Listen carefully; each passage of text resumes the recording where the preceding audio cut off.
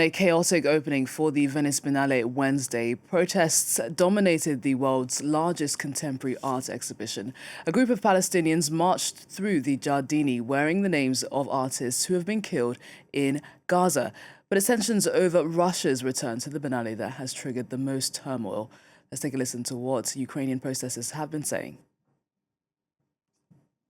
It's super hypocrisy that they are participating. I mean, they tell that art is beyond the politics, but they are using art as a weapon in hybrid war in Europe. So this is absolutely insane that they are here, and I think no one progressive could accept that. I think it's no place to be discriminated in the art world, and not in life. Especially not in art biennale, that the basic of it is inclusion and dialogue and free expression and a place where you can feel safe to create and do whatever you believe in it. Well, for more on this story, we can cross over to Seema Gupta, our correspondent in Italy. Seema, great to have you. So we're very much seeing the war in Ukraine infiltrating the art world now.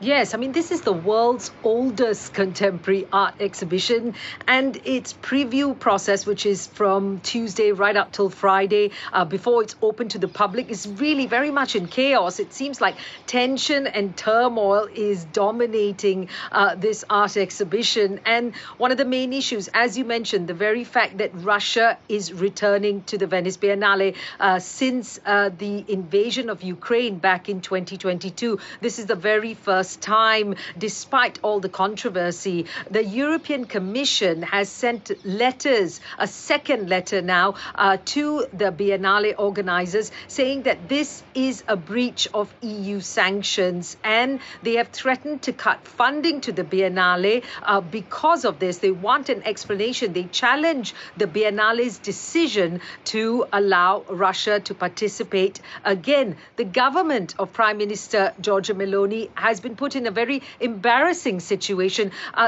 Meloni herself said she disagreed with this decision, but the Biennale is an autonomous organization and they made the decision to go ahead with it. Now, the president of the Biennale, Pietrangelo Buttafuoco, now he is a former journalist. He actually has his roots, similar far-right roots as they are in the case of Giorgia Meloni in terms of his politics. But he has said very clearly right now art should remain neutral and there should be dialogue without censorship. So that's their viewpoint. They have until later this month and next month to respond to those European Commission letters. But one way of appeasing perhaps the lawyers of the Biennale said that this Russia pavilion will be open during these few days of preview, and after which it will be closed to the general public when the Biennale actually kicks off on Saturday. Now, that's one area of turmoil. The other area of turmoil, the issue of Israel. Earlier, a week ago or so, we saw the entire jury of the Biennale resign en masse. That's because they initially said, we are not going to consider any pavilion for awards, which the country pavilion has leaders that are under investigation by the International Criminal Court. Now, that effectively rules out Russia and Israel. The Israeli artist representing his pavilion said that's not fair, it's racial discrimination, and said that he was speaking to his lawyers about taking legal action. And after that, we saw the jury resign en masse. So really a lot of controversy around this exhibition, showing perhaps politics and art never very far away from each other. Well, Seema, talk us through how the media in Italy are covering this story. How are they covering this controversy?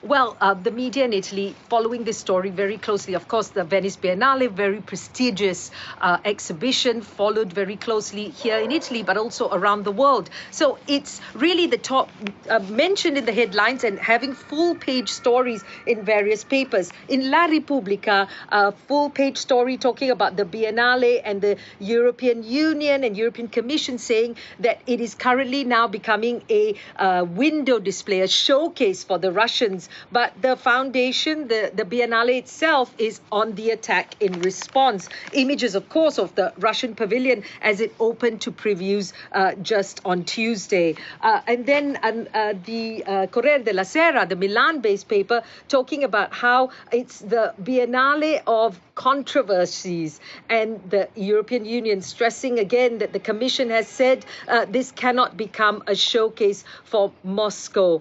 It's not the right message that it's being sent. Also showing images of musicians performing at the preview when it opened on Tuesday.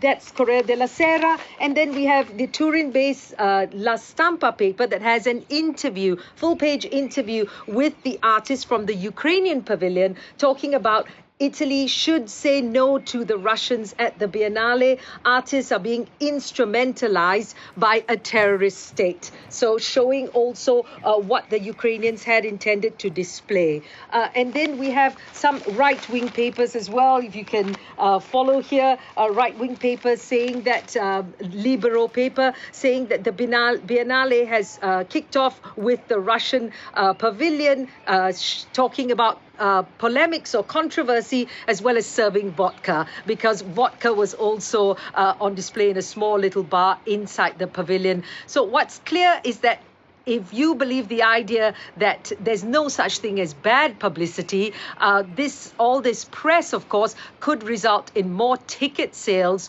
for the Biennale. While the Russian pavilion will be closed, the images will be exhibited on the building itself with music running. So people will be able to have an idea, perhaps, of what they can show. We also understand from minutes of a meeting that was held between the Russians and Italian officials that the Biennale Authority said, look, we didn't invite the Russians.